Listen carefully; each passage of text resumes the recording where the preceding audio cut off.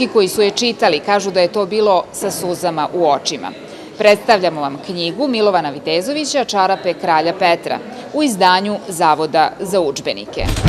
Vi ste Srbin, pitao je legendarni bard svetskog filma John Ford, tada mladog kritičara i novinara, budućeg slavnog američkog reditelja srpskog porekla Pitera Bogdanovića, i dodao: Srbi imaju jednu fotografiju koja je gotov film. Postoji iz Prvog svetskog rata fotografija starog kralja Petra kako se na volovskim kolima 915. povlači preko Kosova. I kada bi se taj kadar odmrznuo i pokrenuo, pred nama bi bio pravi pravcati film o velikoj drami srpskog naroda i njegovog kralja. Ovim rečima naš dragi Vitezović uvodi nas u priču o knjizi Čarape kralja Petra. Većini već dobro poznatu čudnu priču o tome kako čarape koje udovica Makrena nosi svome sinu, premladom vojniku Marinku, spletom okolnosti postaju dragi imetak kralja Petra. Moli Makrena svoga kralja da joj pronađe sina, da mu predate vunene čarape koje i sam u jednom momentu nosi. Onda mu ona i kaže: gospodaru, ja se sad vraćam.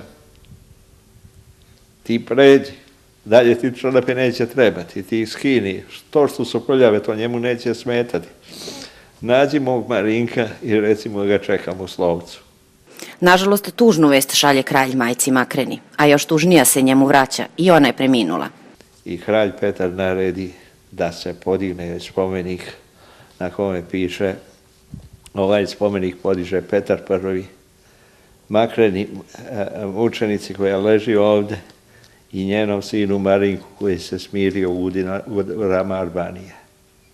Posle toga kralj Petar umire, ali pre nego što ispusti dušu, on obuje seljačke čarape da se razduži tamo na onom svetu, da se razduži pred majkom koje sina nije našao. Dakle, on je zaista umro sa seljačkim čarapama na nogama, a ja sam to razrešio i napravio priču o drami i naroda i kralja, a naravno ta veza starog kralja i srpske majke je priča za sebe. Ova tužna herojska priča o kralju i narodu, koju Zavod za udžbenike izdaje od 1994. godine, utire put do Rusije, gde je objavljivana u časopisu 21. vek. Kao krunu, 19. januara Vitezović dobija godišnju nagradu Saveza pisaca Rusije, Imperskaja nagrada. Između 970 knjiga iz 97 zemalja izabrali da čarape budu te. Srbiji je, kaže Vitezović, na dodeli, a u susret obeležavanju 100-godišnjice Prvog svetskog rata posvećena posebna pažnja. S druge strane, a opet u susret jubileju, priprema se i ekranizacija knjige Čarape kralja Petra. Kuća Zilion, film Lazar Ristovskog, je ta koja je poručila to. Lazar Ristovski je ovako i onako liči na kralja Petra. Evo sad, da ga imate, pogledajte ga ovde sad.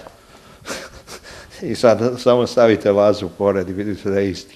Milovan Vitezović dobitnik je gotovo svih nagrada na našim prostorima. Prvi nosilac ordena despota Stefana Lazarevića.